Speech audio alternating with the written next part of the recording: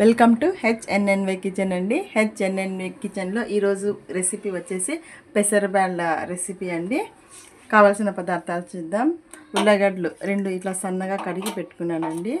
వంకాయలు, పసుపు, అల్లం వెల్లుల్లి పేస్ట్, పచ్చిమిర్చి, టమాటాలు, ఆనియన్, పసుపు, పెసరబ్యాళ్ళు, నూనె, ఉప్పు. స్టవ్ వెలిగించుకుందామండి.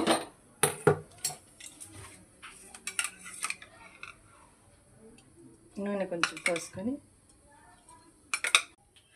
నూనె వేగింది కదండి, కొద్దిగా వెల్లుల్లి ముక్కలు వేసుకోవాలి ఇందులో.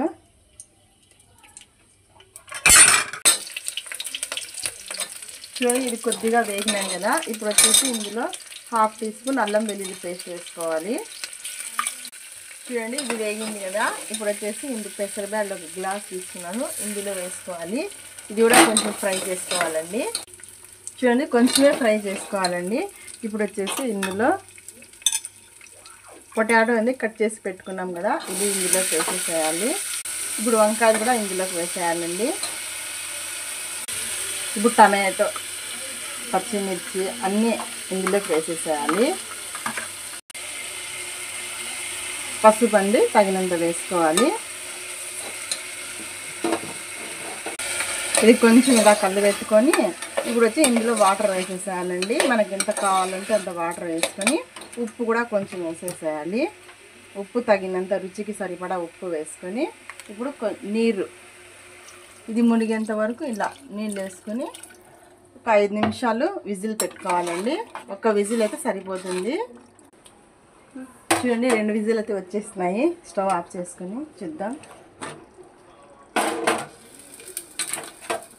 చూడండి, పెసరబ్యాళ్ళ రెసిపీ అయితే రెడీ అయిపోయిందండి.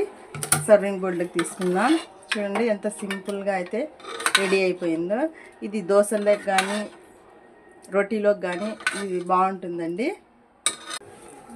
మనం కట్ చేసి పెట్టుకోవడం అనేది లేటు, ఇదైతే తొందరగా అయిపోతుంది. వేడి వేడి దోశలతో పెసరబ్యాళ్ళ రెసిపీ అయితే రెడీ అయిపోయిందండి. ఇది పిల్లలు కూడా చాలా ఇష్టంగా తింటారండి. కొంచెం కారం తక్కువ వేసుకున్నాం కాబట్టి ఇది బాగుంటుంది. దోశల్లోకి కానీ రోటీలోకి కానీ వేడివేడి అన్నంలోకి కానీ ఇది బాగుంటుంది.